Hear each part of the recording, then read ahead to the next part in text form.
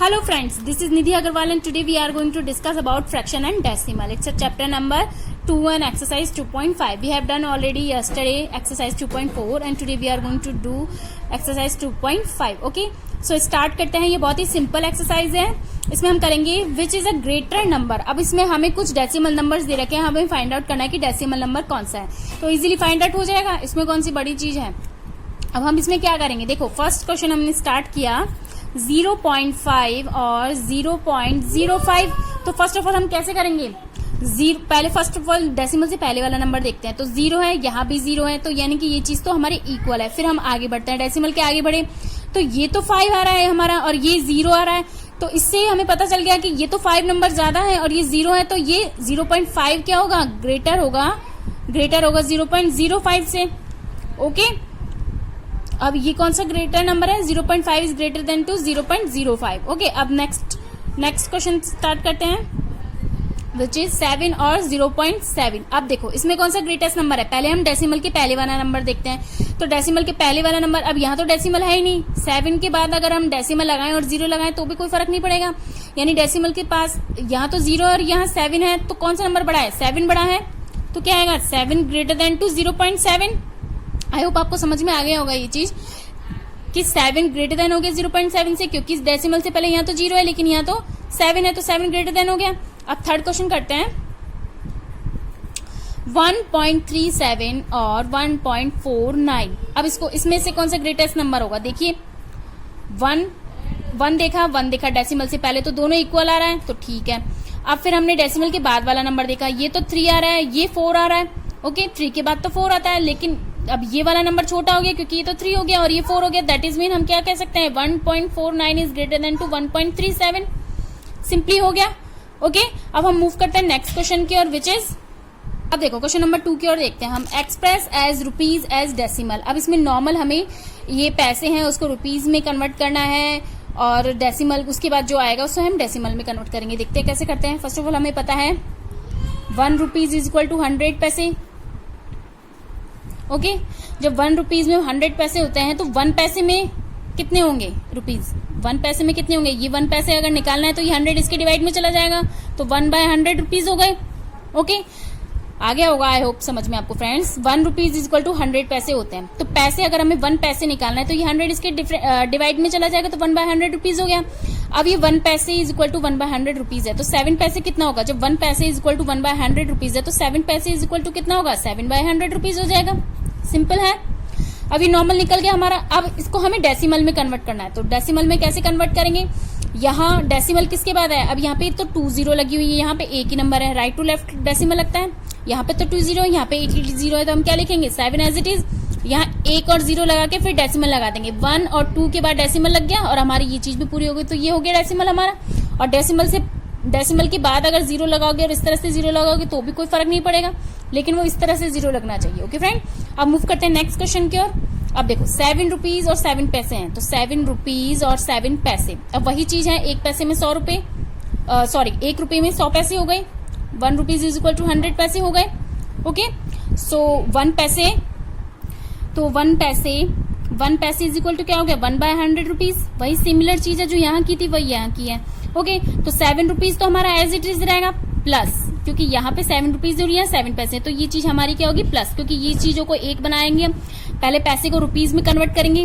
Okay, पैसे को जब अगर रुपीज में कन्वर्ट करोगे, अगर पैसे को रुपीज में कन्वर्ट करोगे तो ये दोनों सिमिलर हो जाएंगे. इसकी जो यूनिट है ये रुपीज है और ये भी रुपीज हो जाएगा. इस तरह से हो गया.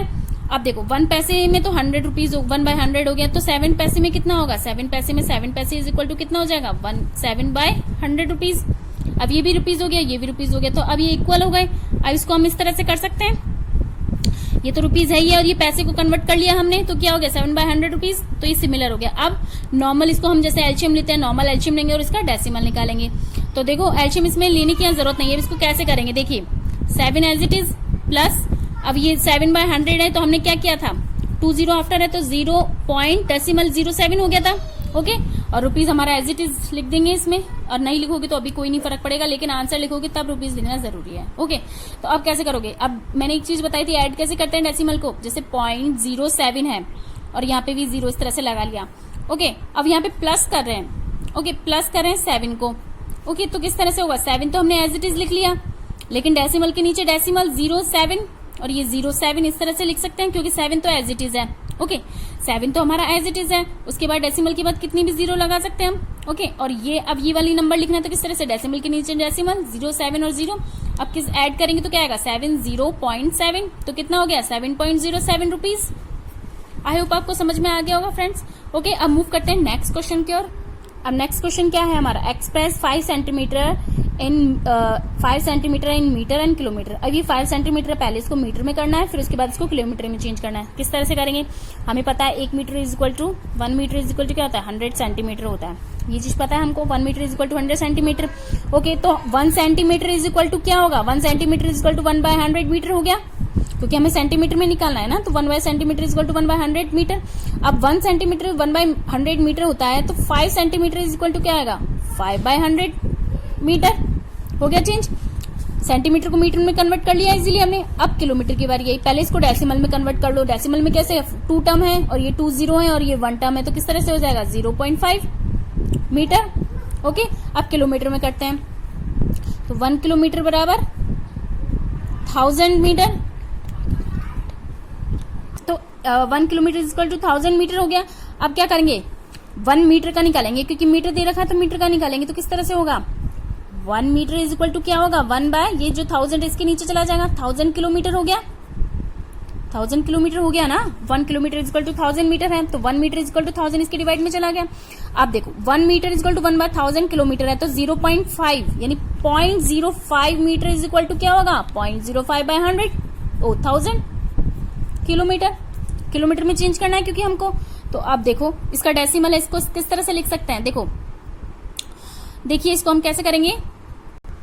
अब इसको हम इजीएस्ट कैसे बनाएंगे, देखिए पहले हमने क्या किया था 0.05 हमारे पास कैसे आया था 5/100 करने पर आया था, तो नॉर्मल पहले फॉर्म में लिख लो इसको, जिससे कि वैसे तो मैं डायरेक्ट बता दूंगी लेकिन आपको इजीली समझ नहीं आएगा, तो मैं इसलिए इजीली बताने के लिए चक्कर में डेसिमल 05 है, इसको किस तरह से लिख सकते हैं 5/100, इसको हमने लिखा 5/100 और ये 1000 एज इट इज हमारा, इसको हमने 1000 रखा। ओके, अब हम जीरो काउंट करते हैं, कितनी जीरो हो गई हमारे पास 1 2 3 4 5 जीरो हो गई, 3 4 5 हो गई। अब हमारे पास 1 नंबर है लेकिन 5 जीरो है, तो किस तरह से होगा 5 एज इट इज, यानी एक नंबर तो ये हो गया, ये 2 ये 3 ये 4 ये 5। ओके 1 ओके, उसके बाद हम डेसिमल लगा देंगे, समझ में आ गया होगा आई होप फ्रेंड आपको। 5/100 था, हमने तो क्या लिखा था 2 जीरो थी, उस हिसाब से हमने नंबर काउंट किए थे 1 और 0, उसके बाद डेसिमल। ऐसे ही ये 0.05 है, पहले नॉर्मल में लिख लो इसको और 1000 ही लिख लो। ओके, अगर आप डायरेक्ट भी करना चाहो तो ये 30 एज इट इज यहाँ लिख देते, लेकिन मैंने इजी बनाने के लिए आपको समझाने के लिए मैंने ऐसा किया है। ओके, तो 5/100 है और ये तो 50 हो गई और यहाँ एक ही नंबर है, तो किस तरह से हो जाएगा 5 टाइम आफ्टर ये हमने 0 लगा लिया। ओके फ्रेंड, अब हम मूव करते हैं नेक्स्ट क्वेश्चन, तो हम मूव करते हैं नेक्स्ट क्वेश्चन की और विच इज, अब देखो इसमें एक्सप्रेस इन किलोग्राम, इसको किलोग्राम में कन्वर्ट, अब किलोग्राम में हमें कन्वर्ट करना है, ग्राम में दे रखा है, तो इसको किस तरह से करेंगे 1 किलोग्राम इज इक्वल टू 1000 ग्राम, ये हमने ऑलरेडी पढ़ रखा है कि 1 kilogram is equal to 1000 gram होता है। ओके, अब देखो 1 किलोग्राम इज इक्वल टू 1000 ग्राम हो गया, तो 1 ग्राम इज इक्वल टू कितना होगा 1/1000 किलोग्राम। ओके, अब 200 किलोग्राम 200 ग्राम क्या होगा 200 gram is equal to 200/1000 kilogram. भाई 1 kilogram is equal to 1000 gram होता है, तो अब 1 ग्राम निकालना है तो 1000 इसके डिवाइड में चला गया। ओके, अब 200 ग्राम निकालना है तो 200/1000 हो गया। इसको किस तरह से काटेंगे, ये 2 जीरो है, इससे 2 जीरो ये कट गई, तो 2/100 2/10 आ गया। 2/10 है, इसको डेसिमल में किस तरह से कन्वर्ट करोगे 1 जीरो आफ्टर ही है, तो 1 डेसिमल आफ्टर ही हमारा इस तरह से डेसिमल लग जाएगा और यहाँ पे क्या आ जाएगा किलोग्राम, हमें किलोग्राम में चेंज कर दिया ग्राम को। ओके, अब मूव करते हैं नेक्स्ट क्वेश्चन। अब देखो नेक्स्ट क्वेश्चन है हमारा, जैसे सपोज हमने नेक्स्ट क्वेश्चन डाला 3470 ग्राम। ओके, तो 3470 ग्राम है। अब देखो वही सिमिलर है हमारा कि 1 kilogram is equal to 1000 gram होता है। ओके, तो 1 ग्राम इज इक्वल टू हो जाएगा 1/1000 किलोग्राम। आ गया समझ में। तो अब किस तरह से करेंगे, देखिए अब 1 ग्राम इज इक्वल टू 1/1000 ग्राम, तो 3470 ग्राम इज इक्वल टू क्या होगा 3.3470/1000, इसी तरह से तो होगा। ओके, अब देखो इसको कैसे करेंगे, कितनी जीरो है यहाँ पे 1 2 3 जीरो है और यहाँ पे क्या नंबर है 1 2 3, तो डेसिमल कहाँ लगेगा 3470 है और 1000 नंबर इसका 1000 है, तो कितनी जीरो है 1 2 3, तो डेसिमल कहाँ लगेगा 1 2 3 नंबर आफ्टर, तो 3 नंबर आफ्टर जीरो लग गया और डेसिमल लग गया, तो कितना हो गया 3.40470 किलोग्राम। ओके फ्रेंड, हमारी एक्सरसाइज कंप्लीट हुई अब। ओके फ्रेंड, तो हमारी एक्सरसाइज कंप्लीट हो गई। अब हम करेंगे new exercise tomorrow. Okay friends, so bye bye and please subscribe my channel and click on the bell icon.